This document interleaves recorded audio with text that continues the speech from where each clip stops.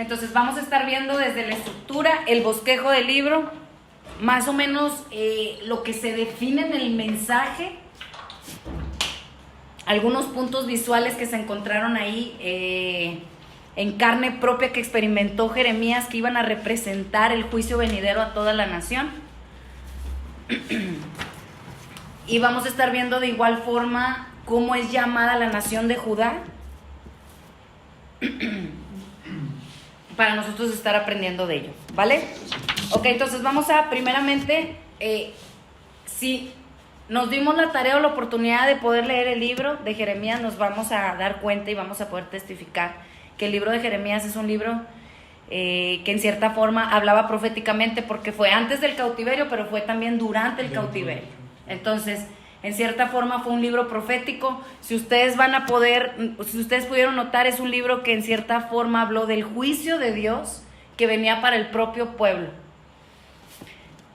También encontramos que no está escrito, obviamente sabemos en el tiempo en el que se escribió y sabemos más o menos, tenemos idea del tiempo en el que fue escrito.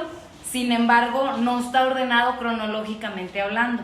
Es un libro que no está ordenado y que fue escrito también en diferentes tiempos. Entonces nosotros podemos ver que, por ejemplo, desde el Jeremías capítulo 1 vemos en cierta forma el llamamiento que tuvo Jeremías como profeta para las naciones, y fue obviamente antes de que estuviera en cautiverio. También vemos algunos otros pasajes en donde vamos a estarnos dando cuenta de que hubo un mensaje a Judá, después del llamado del profeta, es un mensaje a Judá. Vamos a estar viendo también algunos eventos que sucedieron en la vida del profeta. De igual forma, él estaba hablando de que iba a haber tiempo de cautiverio, pero también iba a haber una promesa de restauración. Y después encontramos cómo fue la toma y la caída de Jerusalén. Entonces, no está ordenado cronológicamente, es un libro profético que hablaba de las cosas que estaban por acontecer. Era un hombre que Dios le dio visión del tiempo por venir, pero a la vez era un hombre que experimentó en carne propia los efectos del juicio de Dios para su propio pueblo. Entonces, en la estructura ahí del libro van a ponerle ahí que es un libro profético. Es un libro profético.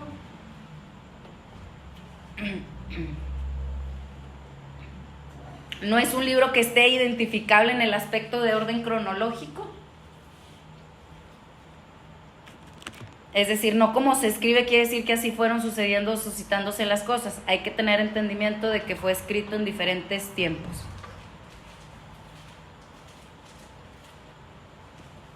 El libro nos da una idea en qué tiempo, pero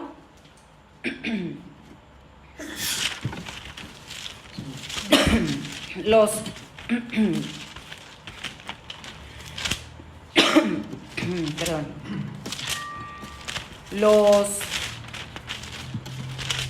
52 capítulos del libro de Jeremías no están escritos en un orden en específico. Tenemos que pedir revelación al Señor para poderlo entender.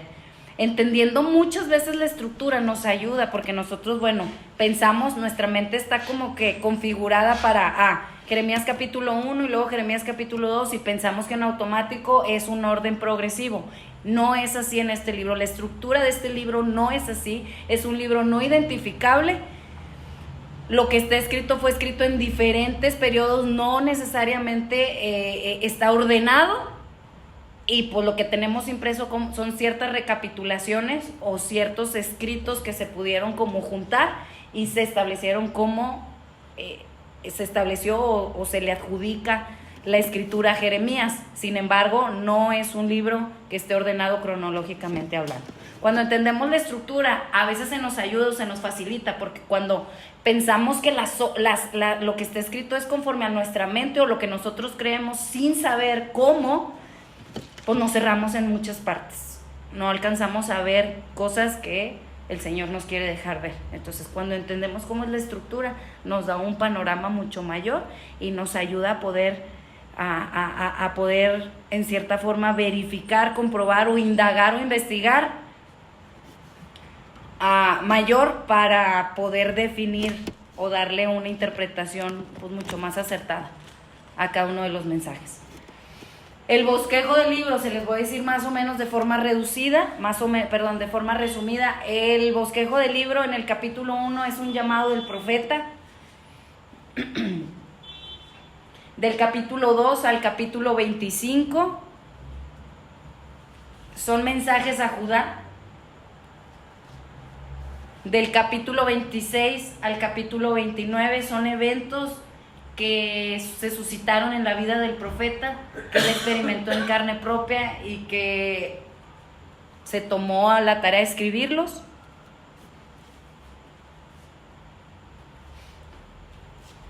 Jeremías capítulo 30 al capítulo 33 es una promesa de restauración.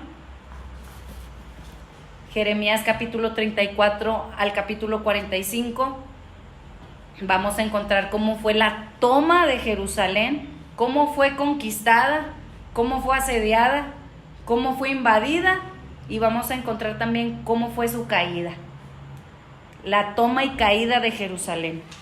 Del capítulo 46 al capítulo 51 vamos a encontrar también profecías y mensajes a otras naciones, aparte de la de Judá.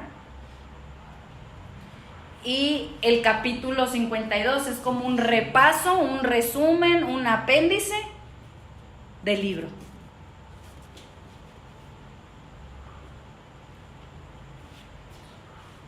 Si pudiéramos en cierta forma definir o poder más o menos verificar el contenido del mensaje que se escribe a lo largo de los 52 capítulos, es que vamos a encontrar que en el libro de Jeremías se define puntualmente los pecados del pueblo.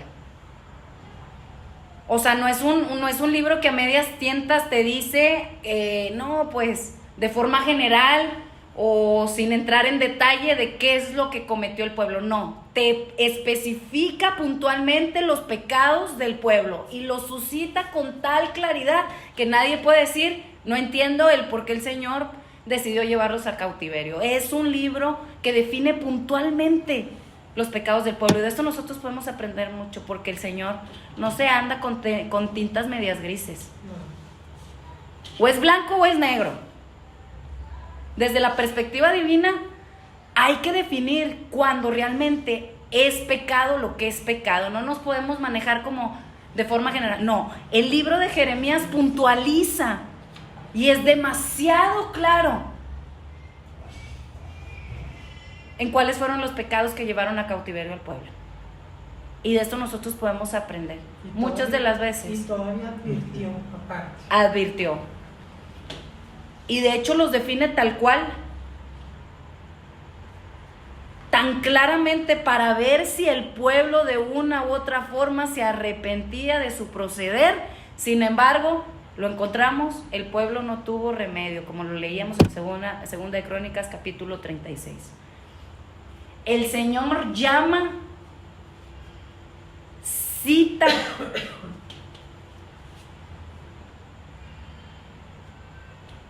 conoce de una forma profunda nuestro andar, nuestro parar, nuestro sentar.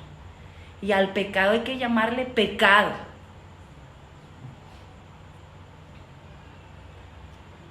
Porque es el mismo Señor el que nos confronta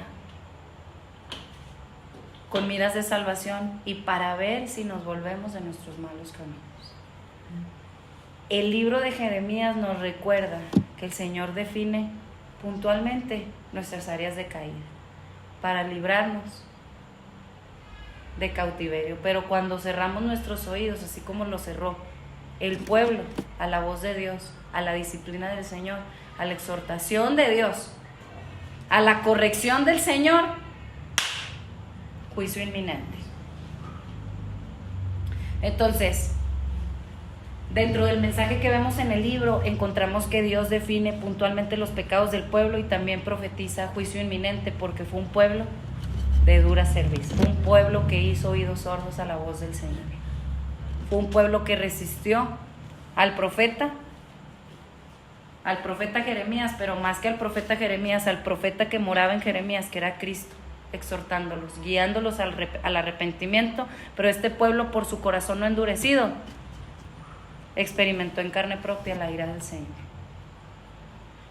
Igualmente, el libro, el mensaje que está escrito en el libro de Jeremías nombra a Babilonia como un medio de juicio. ¿Qué significa esto? Babilonia siempre representa que es un instrumento en las manos del Señor. ¿Debemos temer a Babilonia? No. Debemos temer al Señor, que mueve a las naciones como Él quiere, y mueve aún hasta la Babilonia para establecer su justicia. Nombra a Babilonia como un medio de juicio, y como paréntesis, Babilonia también está en Apocalipsis. Obviamente ahorita no la vemos a Babilonia como nación, pero sí encontramos que en Apocalipsis el Señor nos dice: salid del medio de ella, pueblo mío, no participéis de sus pecados. ¿Para qué?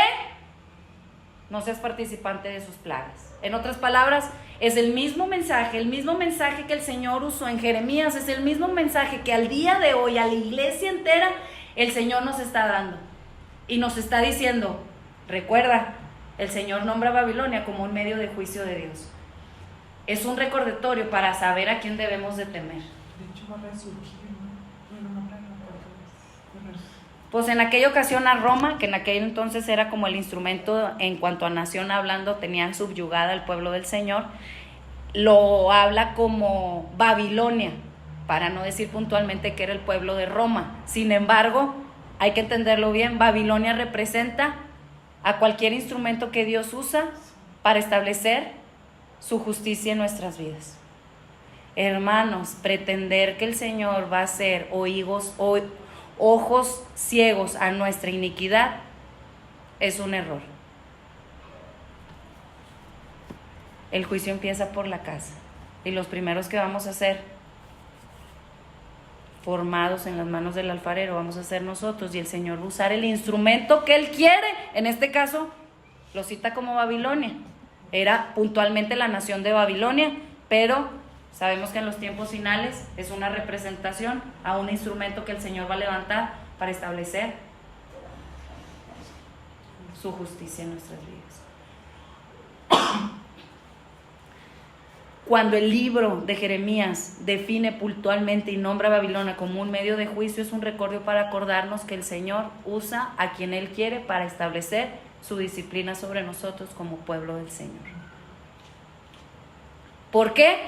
Por los pecados cometidos, porque no quisimos arrepentirnos y nos va a llevar a juicio inminente. ¿Y por qué? Porque Él es Dios, que se ha encargado de perfeccionarnos y de prometernos que la obra que Él comenzó en nosotros, Él la terminará, y por eso Él usa los instrumentos que Él ocupa y necesita ocupar para formarnos.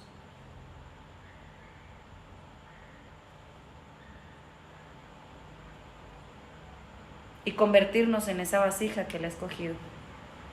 Que seamos una vasija que es formada a la imagen en cuanto a justicia de su propio Hijo. Hermanos, ¿a quién le gustaría estar en las manos del alfarero? Honestamente, da temor, pero también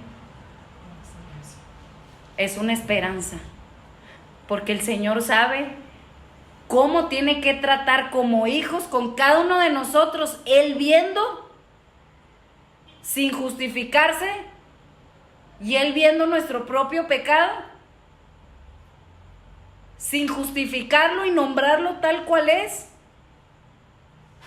y agarra el instrumento que Él quiere, como Él quiere.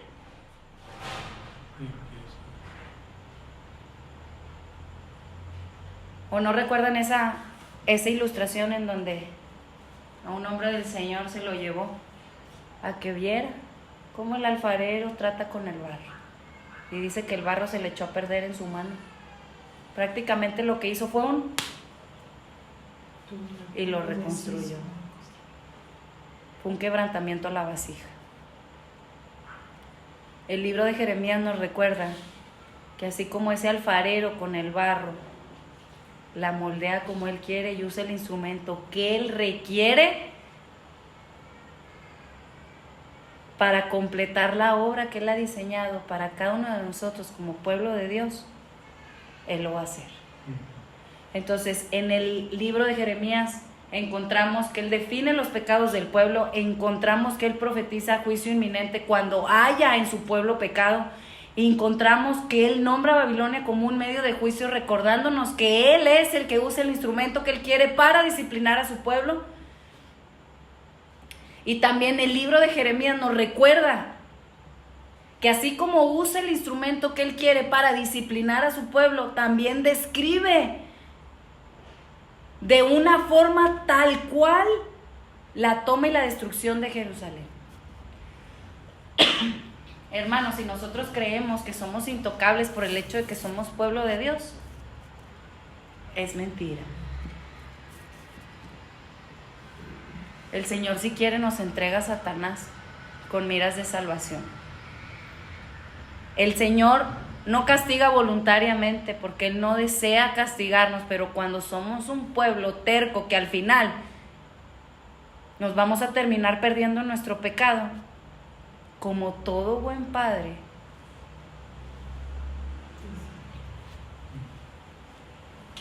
entra para disciplinarnos. Como todo buen padre, entra a llamarnos la atención con el fin de que nuestra alma no se pierda. Entonces, en el libro de Jeremías se describe puntualmente cómo Él vio la toma y la destrucción de Jerusalén. Y esto también nos recuerda que cualquier cosa por la cual el Señor nos pase, el Señor ve.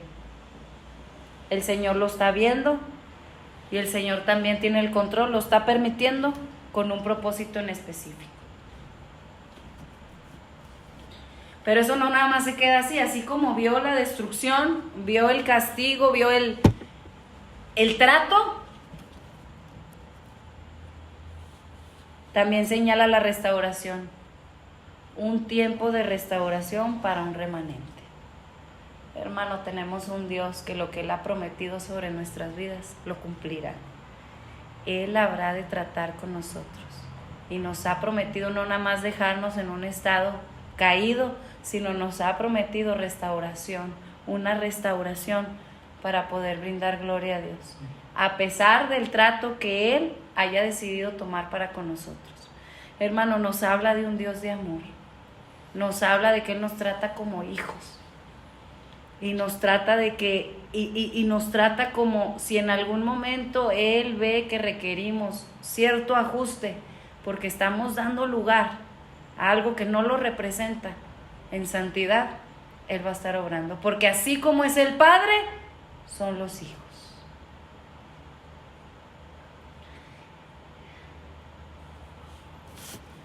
En el libro de Jeremías también vamos a encontrar ciertos visuales del juicio venidero en la vida de Jeremías. Vamos a ver cómo Dios permitió que en la vida de Jeremías Él experimentara su trato. Ustedes van a ver ahí que el Señor le llamó a Jeremías a cortarse el cabello.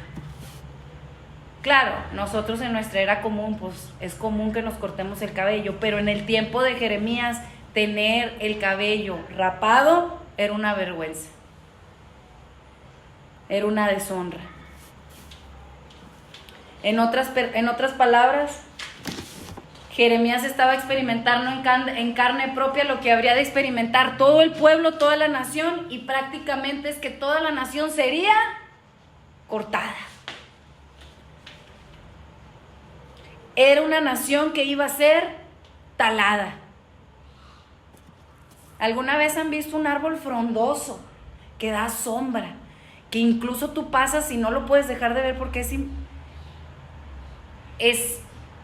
es percibible? Es tan grande ese árbol, pero de repente el hacha y solo queda un tronco. Muchas de las veces el Señor nos habla que como pueblo del Señor somos como árboles, que cuando Él quiere, pero cuando Él quiere.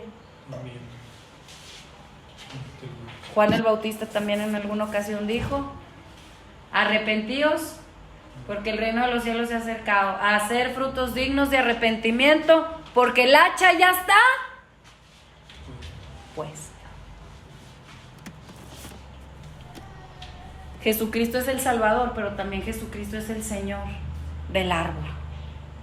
Y Él sabe, cuando no estamos dando fruto, el hacha está puesta.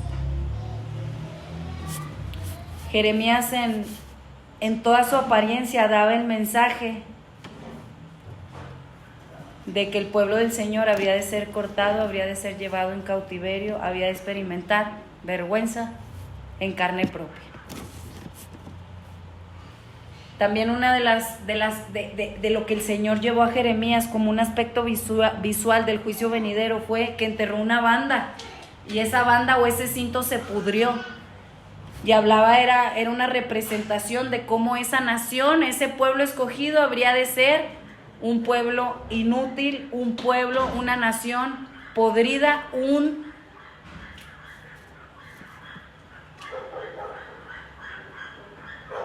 pueblo inservible.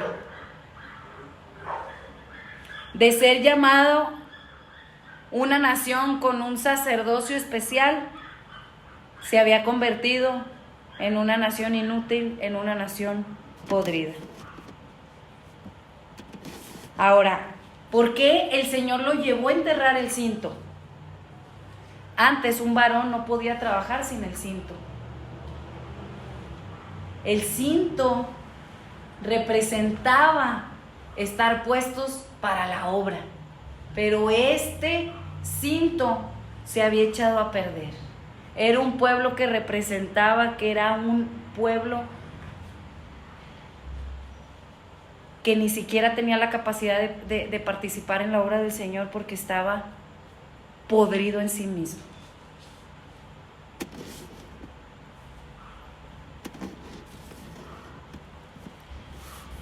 Esta representación visual que el Señor llevó a hacer en la vida de Jeremías representaba la condición del pueblo. Era un pueblo podrido en delitos y pecados. Era un pueblo sumido en su propia perversión. Era un pueblo que no tenía un corazón para el Señor. También uno de los visuales que Jeremías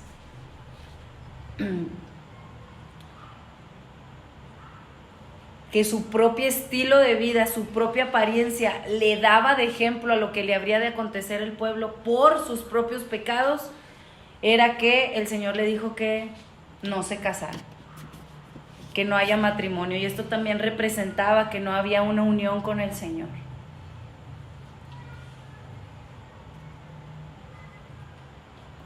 No había una unión de intimidad con ese Padre Celestial.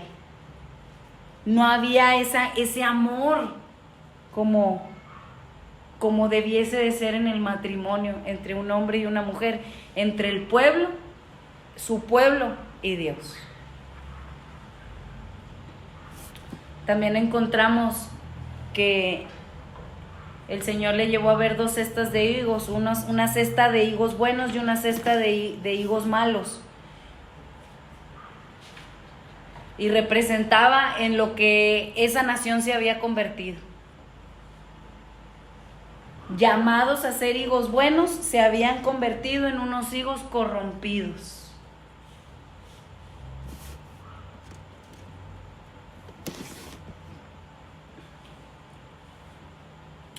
También una de las visuales que están descritas en el libro de Jeremías, es que Jeremías usó un yugo para representar que toda la ciudad sería llevado como un animal. Y que incluso ocupaban ese yugo porque no tenían la capacidad de poderse dominar a sí mismos.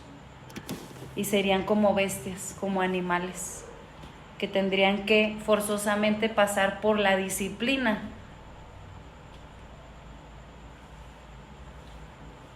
para poder tener restauración. En otras palabras, el Señor les estaba diciendo: sométete a la disciplina, no te rehúses a la disciplina del Señor, porque si no, vas a terminar muriendo.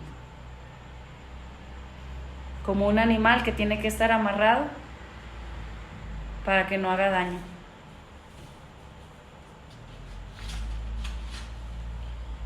Si no nos ponemos el yugo del Señor y resistimos ese yugo, si no recibimos la disciplina del Señor, su exhortación en amor, el ruego, su llamada de atención, si no permitimos que Él nos corrija como hijos del Señor, vamos a terminar siendo como animales. Cada una de estas visuales nos recuerda a nosotros la santidad del Señor. Hermanos, con el Señor no se juega. No sea que seamos hallados como esa nación que puede ser cortada del pueblo. No vaya a ser que vayamos a ser identificados como con esa banda podrida en la cual el Señor no puede hacer o echar mano porque estamos atestados de pecado. Hermanos, para nosotros es esta palabra. No vaya a ser que diciendo que estamos en el Señor no tengamos una comunión de intimidad y no estemos en matrimonio con Él. Hermanos, el deseo del corazón del Señor es que seamos como esa cesta de higos buenos y que no permitamos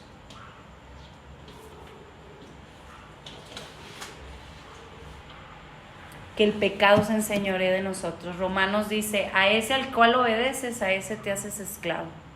Si tú prestas tus miembros para la injusticia, morirás. Pero si tú prestas tus miembros para la justicia, vivirás.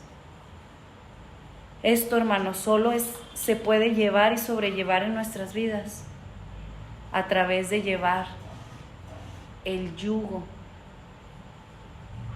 del Espíritu.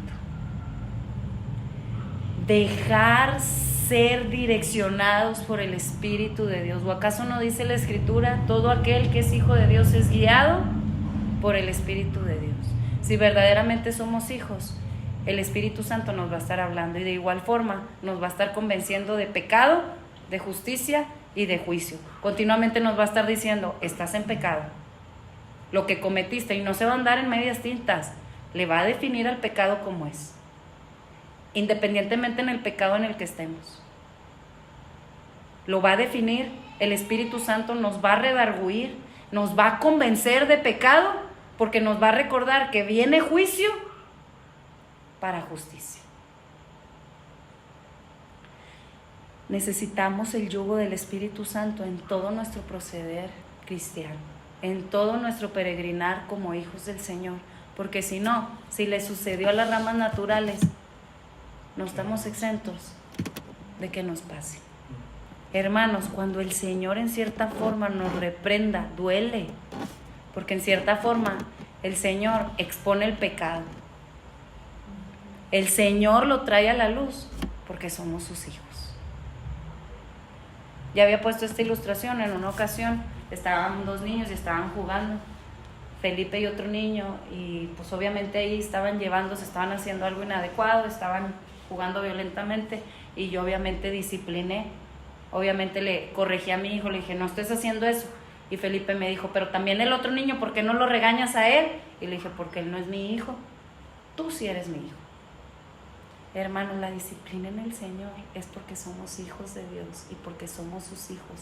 Y si nos está regañando y nos está llamando el Señor la atención, no es con fines de molestarnos, no es con fines de destruirnos, es con fines de salvación, porque nos trata como hijos. Entonces, cuando nosotros tenemos un mal entendimiento de Dios, como si Dios fuese malo, estamos cerrados, somos hijos rebeldes que nos estamos levantando contra el Padre. Pero cuando lo vemos como lo que realmente es, un Padre amoroso, que no va a ser permisivo, sino que va a lidiar con nuestras faltas, nos habla de que es un trato de amor como un Padre celestial, que nos acepta como somos, pero no nos deja como somos.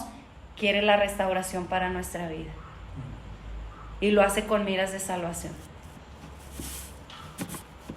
Dejémonos poner ese yugo, el yugo del Espíritu, para poder ser y llevar y no resistir cuando el Señor nos disciplina.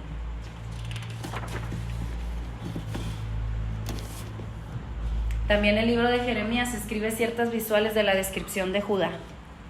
Judá había sido nombrada como un árbol de olivo verde, como una simiente verdadera, una vid escogida. Pero ahora encontramos en el libro de Jeremías un contraste.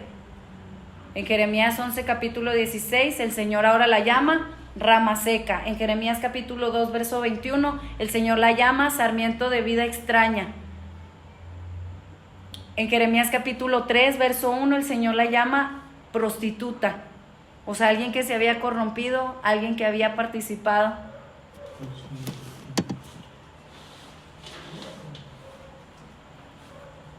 en adulterio, en fornicación, pero primeramente con el Señor. Jeremías capítulo 3, verso 10, Judá era ahora llamada una hermana rebelde. Jeremías capítulo 50, verso 17, ovejas esparcidas o unas ovejas con huesos rotos, una oveja quebrantada. Jeremías capítulo 18, verso 4, es la ilustración de la casa del alfarero, es la vasija rota, es la vasija que necesitaba ser reparada. Jeremías capítulo 19, verso del 10 al 11, es una vasija rota sin esperanza, es una vasija sin vuelta atrás, es una vasija sin remedio. ¿Qué nos recuerdan estas descripciones visuales del pueblo? Que el Señor, la obra que Él formó, de tiempo en tiempo, Él la supervisa. ¿O no recuerdan cómo está en Génesis capítulo 1? Dice que todo lo que Él creó, después dice que Él lo vio y dijo que era bueno en gran manera. Es decir, nos recuerda que el Señor, como obra que somos de Él, de tiempo en tiempo, va a estar observando cuál es nuestra condición. El Señor supervisa su obra. Y el Señor desea que permanezcamos como en ese llamado inicial que Él ha derramado sobre nosotros. Simiente verdadera, vid escogida, un árbol de olivo verde. Si no alcanzan a llenar las hojas, no se preocupen, les voy a estar enviando el PDF para que en su casa lo terminen de llenar. Les invito a que en su casa, por cuestión del tiempo, lean estos versículos y se pregunten de una forma de reflexión: Señor, ¿hay algo en mí que tú estás viendo que en cierta forma está seco? Como esa rama seca en Jeremías capítulo 11, verso 16. Señor, así como en Jeremías capítulo 2, verso 21, este sarmiento, un sarmiento que en teoría pues era un sarmiento que formaba parte de Dios, del ramo del Señor, de la rama del Señor, del olivo del Señor, ahora es un sarmiento de vida extraña. Señor, ¿será que de alguna forma yo ya no estoy en ti? Jeremías capítulo 3, verso 1, que la llama prostituta, es ir a la reflexión y preguntarnos, llevarlo a nuestra propia vida. Señor, ¿hay algo en mí que de alguna forma esté mostrando infidelidad para contigo? No vaya a ser que yo vaya a ser como esa prostituta.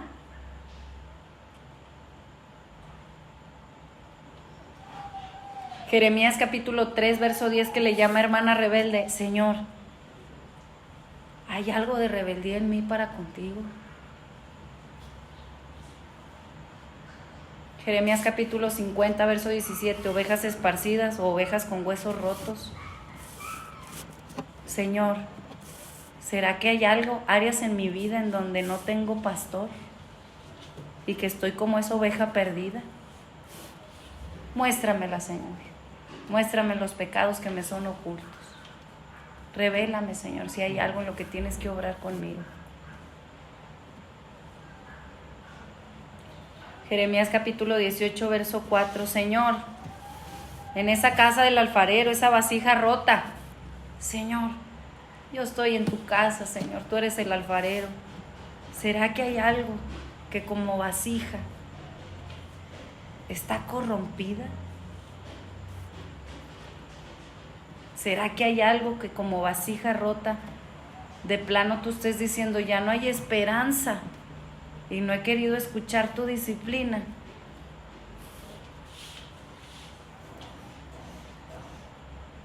Y ya esté como sin esperanza.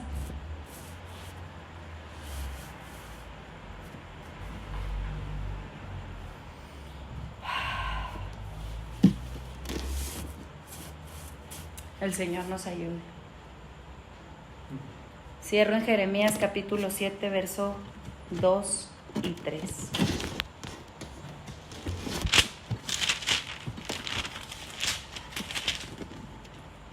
¿Me ayudas con la guitarra, Luisito?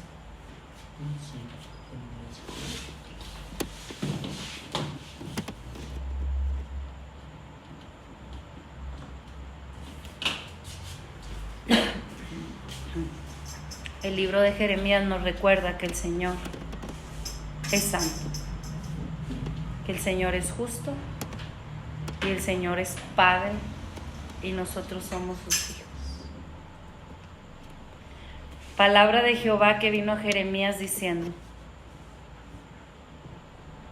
ponte a la puerta de la casa de Jehová y proclama ahí esta palabra y di: oíd palabra de Jehová, todo Judá, los que entráis por estas puertas para adorar a Jehová.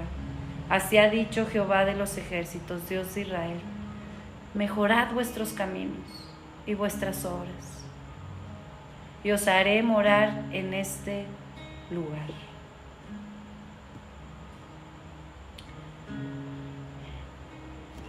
El libro de Jeremías nos recuerda que es el Señor recordando que Él es el que examina nuestros pasos,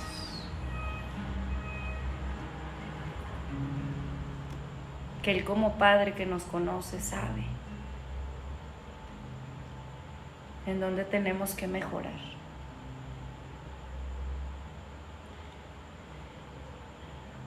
Está hablando a la mentalidad del pueblo, del templo del Señor.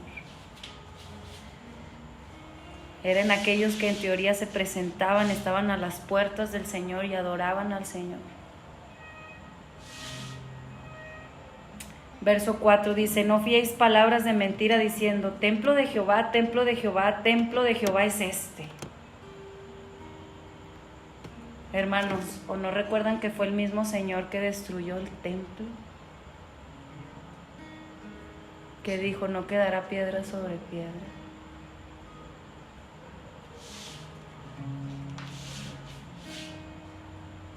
Verso 5. Pero si mejoráis cumplidamente vuestros caminos y vuestras obras, si con verdad hiciereis justicia entre el hombre y su prójimo, y no oprimiereis al extranjero, al huérfano y a la viuda, ni en este lugar derramaréis la sangre inocente, y no anduviereis en pos de dioses ajenos para mal vuestro, os haré morar en este lugar, en la tierra que di a vuestros padres para siempre. Hermanos, ¿el templo es algo? La importancia está en el templo, porque como casa de Dios somos templo de Dios en el Espíritu, pero el templo de Dios sin la morada, sin la presencia, no es nada.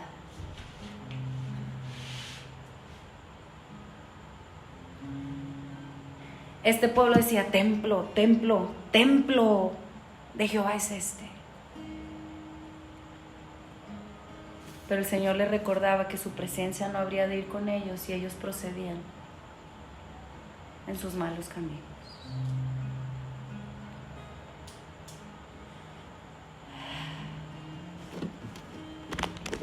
Jeremías nos recuerda que es un libro de exhortación, pero es un libro de exhortación en amor, recordándonos que somos templo del Señor, pero que la importancia de este templo no está en esto.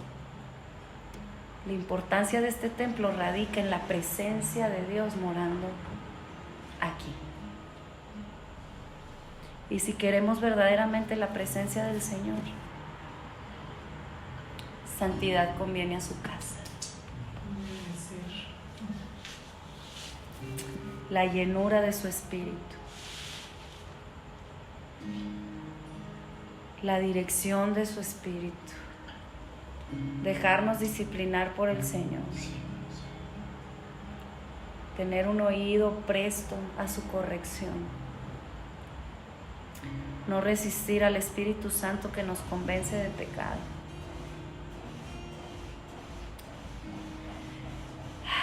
Somos tan privilegiados porque como templo de Dios, Él ha decidido hacer morada en nosotros.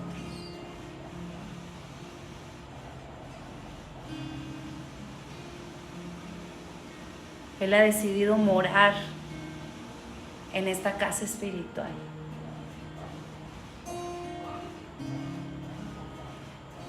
El Señor nos recuerda hoy: mejorad vuestros caminos, vuestras obras, y os haré morar en este lugar. En otras palabras, está diciendo: no me resistas y mi presencia estará contigo. Señor, gracias por tu palabra hoy, Señor. Gracias por tu exhortación. Gracias por la palabra que nos das hoy, Señor.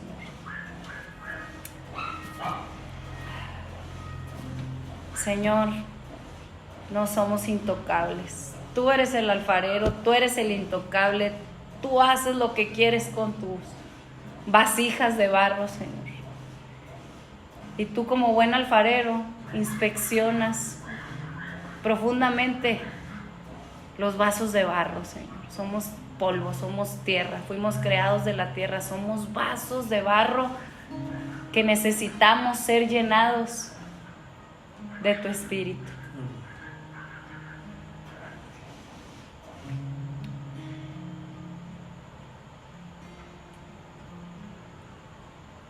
Señor, ¿cómo ves estas vasijas, Señor? Si hay algo corrompido, si hay algo roto, si hay algo pervertido, si hay algo podrido, trata con nosotros, Señor, como Padre que eres, como alfarero que eres, Señor. Cierro con esta ilustración.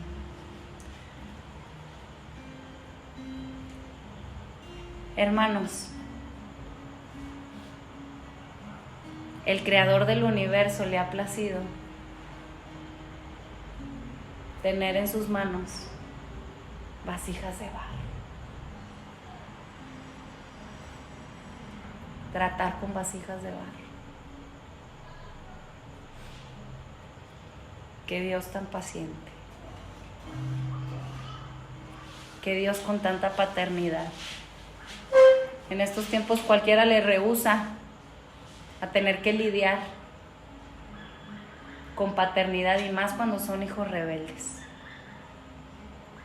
Hermanos, Él, siendo el creador del universo, ha escogido tratar con nosotros como vasijas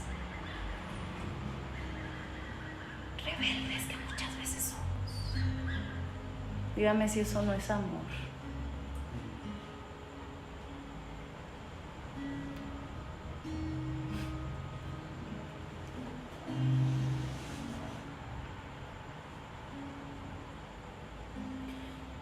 Hermanos, ¿hay valor en la vasija?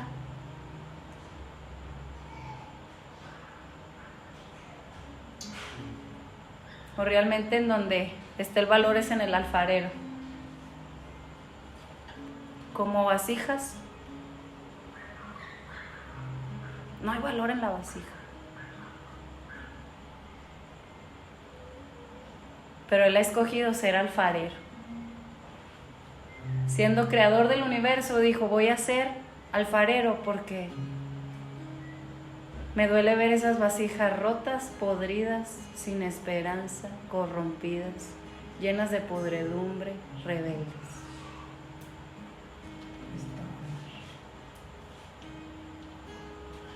Hermanos, yo lo que muchas veces hago con lo que está roto lo tiro, es basura.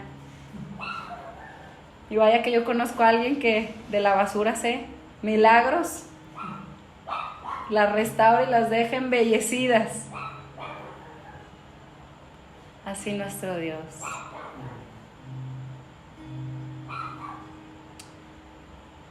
No desecha lo que no desecha lo que es inútil, no desecha lo que es roto, sino le ha placido le ha placido tomarnos en sus manos y repararnos. Sin tener necesidad, pudiendo hacer muchas otras cosas, Él ha decidido tratar con nosotros como vasijas que somos. Gracias, Señor.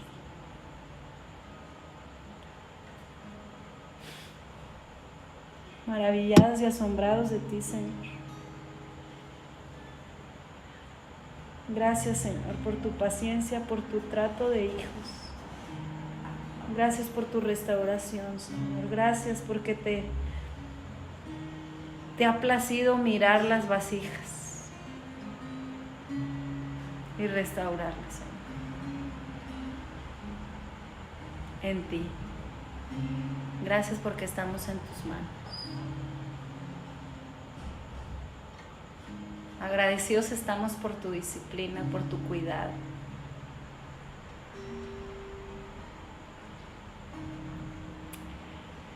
Gracias, Señor.